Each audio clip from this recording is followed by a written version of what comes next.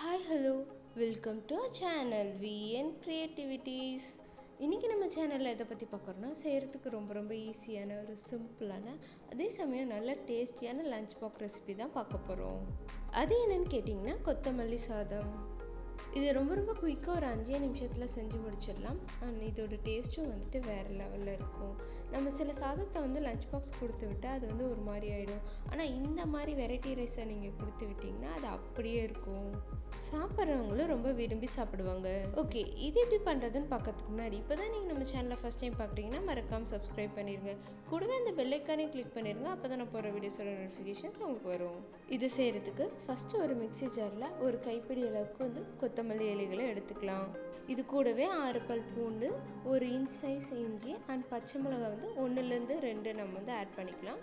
இது கூடவே 1/2 டீஸ்பூன் அளவுக்கு சீரகம் சேர்த்து இதை நல்லா நம்ம அரைச்சி எடுத்துக்கலாம். இது அரைக்கும் போது கொஞ்சம் கூட தண்ணியே சேர்க்கக்கூடாது. இது எப்படி இருக்கு? அடுத்ததான் ஸ்டவ்வை பற்ற வச்சு அதில் ஒரு வானலை வச்சுருங்க. அதில் ஒரு 3 டேபிள் ஸ்பூன் அளவுக்கு எண்ணெய் ஊற்றிடலாம்.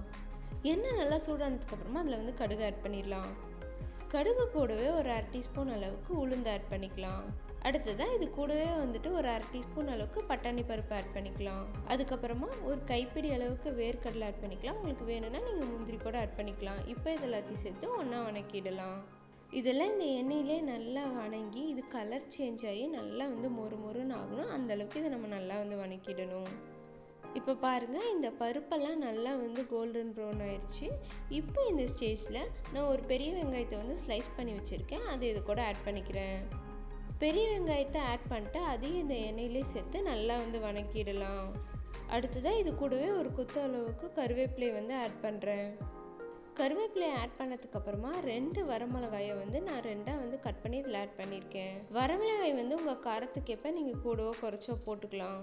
இப்போ இது எல்லாத்தையும் சேர்த்து நல்லா வணக்கிடலாம்.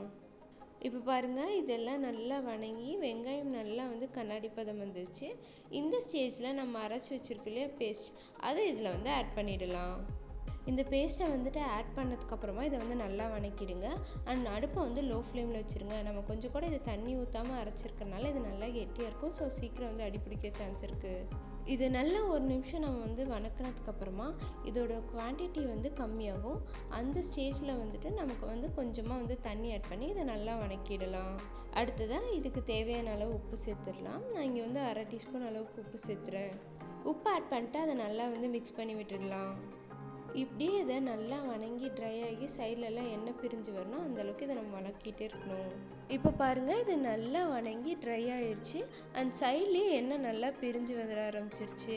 இந்த ஸ்டேஜில் அடுப்பை ஆஃப் பண்ணிடலாம். நமக்கு பேஸ் ரெடி ஆயிடுச்சு.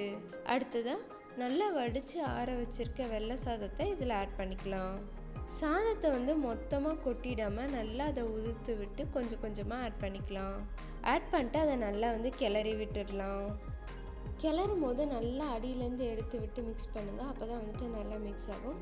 அண்ட் இது நல்லா தொக்கு மாதிரி இருக்கிறனால ஒன்றோட ஒன்று ஒட்டி இருக்கும். அதை நல்லா நீங்கள் மிக்ஸ் பண்ணிங்க அப்படின்னா அதை எல்லா பக்கமும் ஈவனாக ஸ்ப்ரெட் ஆகும். நீங்கள் நல்லா கிளறிட்டு செக் பண்ணிக்கோங்க. அதில் எங்கேயாவது கட்டி இருக்கா அப்படின்ட்டு. கட்டி இல்லாத மாதிரி நல்லா நீங்கள் அதை மிக்ஸ் பண்ணி விட்டுக்கோங்க. இப்போ பாருங்கள், இதை நல்லா மிக்ஸ் பண்ணியாச்சு. இந்த ஸ்டேஜில் இந்த சாதத்துக்கு தேவையான அளவு நம்ம உப்பு சேர்த்துடலாம். உப்பு ஆட் பண்ணதுக்கப்புறமா சாதத்தில் நல்லா மிக்ஸ் பண்ணி விட்டுடலாம். இதை நல்லா மிக்ஸ் பண்ணிட்டு நீங்கள் டேஸ்ட் பாருங்கள். உங்களுக்கு இன்னும் எதாவது தேவைன்னா ஆட் பண்ணி மிக்ஸ் பண்ணிக்கோங்க. எனக்கு இங்கே கொஞ்சம் இன்னும் உப்பு தேவைப்படுது. ஸோ நான் இன்னும் கொஞ்சம் போட்டு நல்லா கிளறி விட்டுக்கிறேன். உங்களுக்கு வேணால் இந்த ஸ்டேஜில் கொஞ்சமாக நல்லெண்ணெய் ஊற்றி கிளறி விடுங்க. அது இன்னும் நல்லா மனமும் டேஸ்ட்டும் கொடுக்கும். இப்போ பாருங்கள், இது நல்லா மிக்ஸ் பண்ணியாச்சு. அவ்வளோதாங்க, நம்ம புதினா சாதம் சூப்பராக ரெடி ஆயிடுச்சு. இனி இதை சர்வ் பண்ண வேண்டியதான். காலையில் அவசரமாக லஞ்ச் பாக்ஸ் செஞ்சு கொடுக்கணும் அப்படிங்கும் போது இது தாங்க நான் பெஸ்ட் ஆப்ஷனாக இருக்கும்னு சொல்வேன். ஏன்னா ஈஸியாக நம்ம செஞ்சு கொடுத்துடலாம். ரொம்ப மெனக்கெட தேவையில்ல. அண்ட் புதினா சாதமும் இதே மெத்தடில் பண்ணலாம். நான் இதை எப்படி பண்ணுறது அப்படிங்கிறத நம்ம சேனலில் ஆல்ரெடி வீடியோ போட்டிருக்கேன். உங்களுக்கு வேணால் டிஸ்கிரிப்ஷனில் லிங்க் கொடுக்குறேன், செக் பண்ணி பாருங்கள்.